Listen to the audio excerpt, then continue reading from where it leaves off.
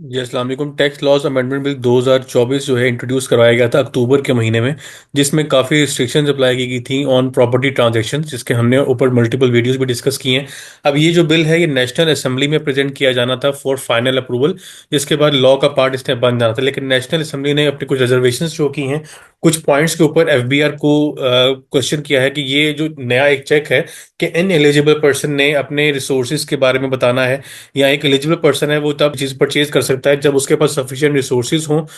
या फिर अगर एक ऐसा बंदा है जिसके पास इतने रिसोर्सेज हैं कि अगर उससे टोटल एसेट्स का 130% लें तो जितनी प्रॉपर्टी को परचेज करना चाह रहा है इस रेशियो के अंदर वो कवर हो जाए। तो ये सारे पॉइंट्स नेशनल असेंबली में डिस्कस किए गए, एफबीआर चेयरमैन भी उसमें मौजूद थे, ज्वाइंट कमेटी की मीटिंग हुई,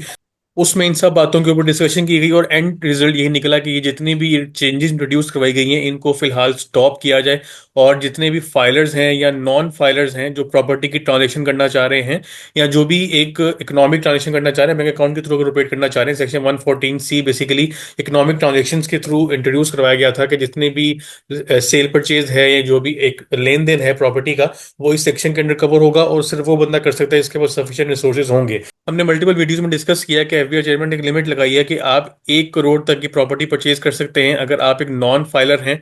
या इवन कि अगर आप फाइलर भी हैं तो भी आपको क्वेश्चन नहीं किया जाएगा। फाइलर के लिए बाद में ये सजेशन आई कि इसकी लिमिट 5 करोड़ तक कर देनी चाहिए, लेकिन ये सजेशन भी अभी अप्रूव नहीं हुई। फाइनल सजेशन यही थी कि 1 करोड़ तक कोई सवाल नहीं किया जाएगा। इसमें आपसे ये नहीं पूछा जाएगा कि आपके पास सफिशिएंट रिसोर्सेज जो थे वो कहाँ से आए और आपने रिटर्न फाइल नहीं की, ऐसा कोई क्वेश्चन आपसे नहीं किया जाएगा। आप क्लियर थे प्रॉपर्टी ट्रांजेक्शन करने के लिए।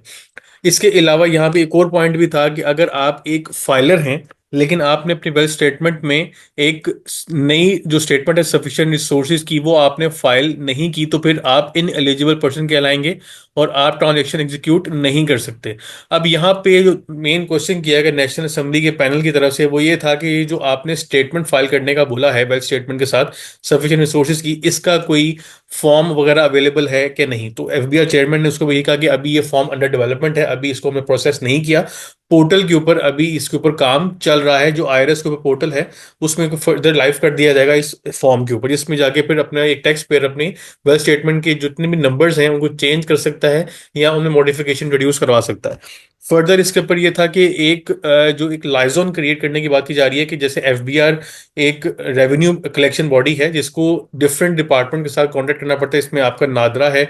और इसके साथ साथ लैंड रिकॉर्ड डिपार्टमेंट है और बैंक्स आ जाते हैं, बाकी सारे डिपार्टमेंट्स आपके पास इसमें एफबीआई से डाटा शेयर कर रहे होते हैं। अब इससे मेन क्वेश्चन ये था कि क्या ऐसी कोई ऐप या कोई ऑनलाइन फैसिलिटी है एफबीआर के पास जिसमें ये सारे डिपार्टमेंट्स एफबीआर के साथ इंटरलिंक हो। तो इसका जवाब भी ना में था कि अभी ऐसी कोई फैसिलिटी करंटली एप्लीकेबल नहीं है, लेकिन इसके ऊपर भी काम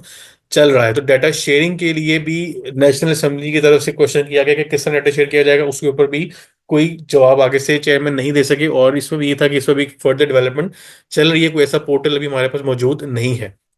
तो इन सब डिस्कशंस के बाद जो एंड रिजल्ट जो कंक्लूजन क्या निकला वो ये निकला कि एफबीआर के पास अभी ऐसी कोई ऑनलाइन फैसिलिटी या कोई फॉर्म वगैरह अवेलेबल नहीं है जिससे वो मोनिटर कर सके कि किस बंदे ने अपने सफिशिएंट रिसोर्सेज बताए हैं या किस बंदे ने नहीं बताया। अगर वो बताए हैं तो वो ठीक बताए हैं या नहीं बताए, या कैश एंड कैश इक्विवेलेंट्स की जो इवन के डेफिनेशन है जो कि लॉ के जो एक अमेंडमेंट बिल था उसमें इंट्रोड्यूस करवाई गई थी, कैश एंड कैश इक्विवेलेंट्स। लेकिन इसकी डेफिनेशन में क्या चीज़ें शामिल है, मतलब इसमें कौन से एसेट शामिल हैं, कौन से एसेट इसमें शामिल नहीं होंगे, इसके बारे में भी कुछ बताया नहीं गया था। तो ये भी यही कहा गया कि इसके ऊपर फर्दर हम एक डॉक्यूमेंट इशू करेंगे जिसके अंदर हम इसको फर्दर एक्सप्लेन कर रहे होंगे कि 130% वाला जो एक बेसिकली फार्मूला है, जैसे आप अगर 1 करोड़ की प्रॉपर्टी परचेज करना चाह रहे हैं तो इसका मतलब है कि आपके पास 1 करोड़ 30 लाख रुपए वेल्थ स्टेटमेंट में होने चाहिए। अब वेल्थ स्टेटमेंट में 1 करोड़ 30 लाख किन चीजों को मिला के बनेंगे कि एफबीआर को इन सब बातों के ऊपर फर्दर एक थॉट प्रोसेस देना चाहिए और एक डॉक्यूमेंट डिटेल इशू करना चाहिए, कोई पोर्टल बनाना चाहिए जिसमें ये सारे मसलों को एड्रेस किया जाए, और उसके बाद जाके ये सारे चेंजेस हम उसको फर्दर डिस्कशन के लिए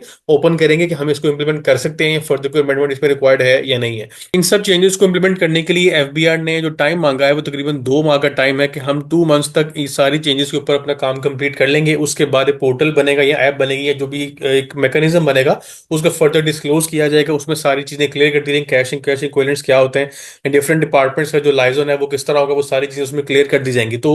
उम्मीद अब ये की जा रही है कि अगला जो बिल है जून जो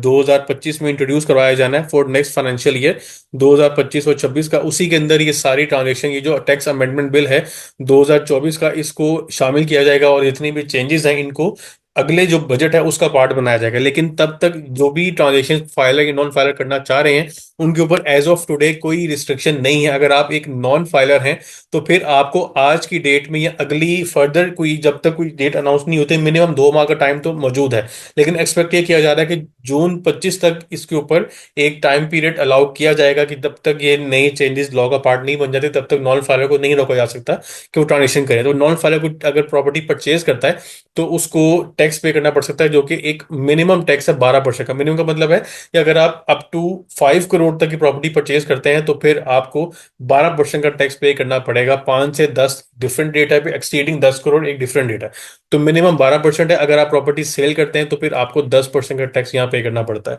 फाइलर के लिए यही, अगर हम ये रेट देखें, फाइलर अगर प्रॉपर्टी परचेज करना चाहते हैं तो ये 12% की जगह पे उसको 3% पे करना पड़ेगा, और 10% की जगह भी उसको सेम 3% ही पे करना पड़ा होगा। तो काफी डिफरेंस है। लेकिन प्रॉपर्टी की जो एक ट्रांजेक्शन थी उसके ऊपर जो पॉज या स्टॉप लगाने की बात कर रहा था एफबीआर, की पाबंदी लगाई जाएगी, वो अब खत्म की जा रही है फॉर सम टाइम, जब तक कि एफबीआर अपने सिस्टम में चेंजेस इंट्रोड्यूस नहीं करवा देता रिगार्डिंग जो भी डिस्कशन थी नेशनल असेंबली की तरफ से, पैनल ने जो उनको रिकमेंडेशन दी है उसके ऊपर वो काम करेंगे। फिर फर्दर इसके ऊपर हम डिटेल में डिस्कशन कर रहे होंगे। लास्ट में ये सारी डिस्कशन का जो रेफरेंस है वो मैं आपको दिखा देता हूँ कि ये एक आर्टिकल है जियो न्यूज का, जिसके अंदर ये बताया गया है कि proposed ban on ₹10 million property transaction paused. अब इसमें जो 3 बुलेट पॉइंट्स हैं उसमें एक रिकमेंडेशन ये है कि एफबीआर अपना सिस्टम डेवलप करे टू लाइजन विद नादरा, और टैक्स अमेंडमेंट बिल जो है नेशनल असेंबली की तरफ से डेफर कर दिया गया है और इसको फर्दर डिस्कशन के लिए ओपन किया जाएगा जब ये सारी चेंजेस जो हमने डिस्कस किए हैं ये एफबीआर इसको इम्प्लीमेंट कर देता है। सेक्शन 114C था जो कि नया इंट्रोड्यूस करवाया गया था, इसके ऊपर अब टिल फर्दर इंस्ट्रक्शंस कोई इम्प्लीमेंटेशन नहीं होगी। नॉन फाइलर हो या फाइलर हो, जो भी ट्रांजेक्शन करना चाह रहा है वो कर सकता है। इंशाल्लाह नेक्स्ट वीडियो में नए टॉपिक के ऊपर डिस्कशन होगी। अपना ख्याल रखिएगा। अल्लाह हाफिज़।